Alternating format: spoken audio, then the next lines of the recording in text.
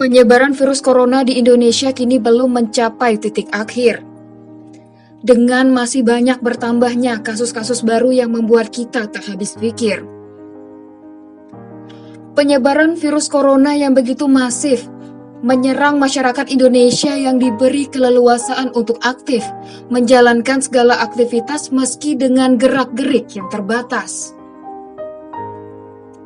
27 Juli 2020, kasus virus corona di Indonesia kini tembus dengan angka yang luar biasa.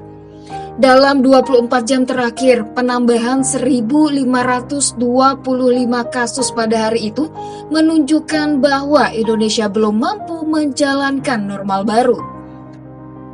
Menurut data Kementerian Kesehatan, kasus positif virus corona di Indonesia mencapai 100.303 kasus dan menjadi negara dengan peringkat ke-8 kasus positif virus corona se-Asia.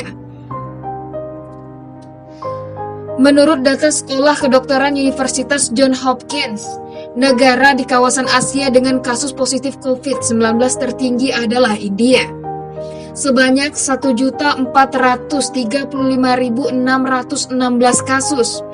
Lalu disusul Iran sebanyak 291.172 kasus. Pakistan 274.289 kasus. Arab Saudi 266.941 kasus. Bangladesh 223.453 kasus. Irak 110.032 kasus.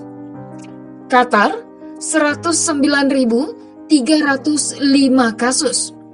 Sedangkan di kawasan Asia Tenggara, Indonesia menjadi negara tertinggi untuk kasus virus corona.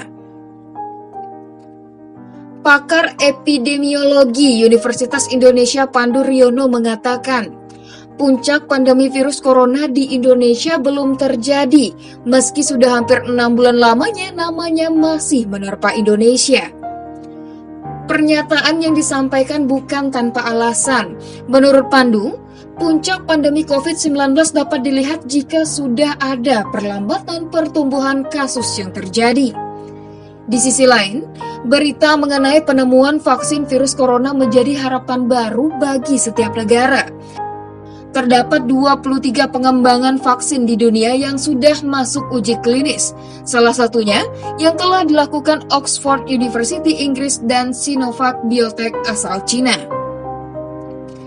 Bio Farma, produsen vaksin dan biotech, badan usaha milik negara mengatakan, Indonesia memilih uji vaksin Sinovac Biotech asal Cina karena menganggap perusahaan tersebut lebih berpengalaman dalam memproduksi vaksin SARS dan vaksin virus flu babi. Dengan target uji klinis vaksin COVID-19 yang akan melibatkan 1.620 relawan. Minggu, 19 Juli 2020, sebanyak 2.400 vaksin Sinovac tiba di Indonesia. Kepala Departemen Komunikasi Bio Farma, Iwan Setiawan mengatakan, Bio Farma tidak berencana untuk menguji vaksin buatan luar negeri lainnya. Pertanyaannya, adakah indikator keberhasilan yang bisa dijadikan acuan untuk Indonesia tidak memilih vaksin dari negara lain? Dengan uji coba yang belum dilakukan, membuat Bio Farma begitu yakin bahwa Indonesia sudah tepat dalam memilih vaksin. Keterlibatan 1.620 relawan dengan rentang usia 18 hingga 59 tahun yang akan menjalani uji vaksin COVID-19 di awal bulan Agustus hanya bisa berharap. Apakah dengan vaksin itu akan membawa perubahan baik atau malah makin bertambah buruk?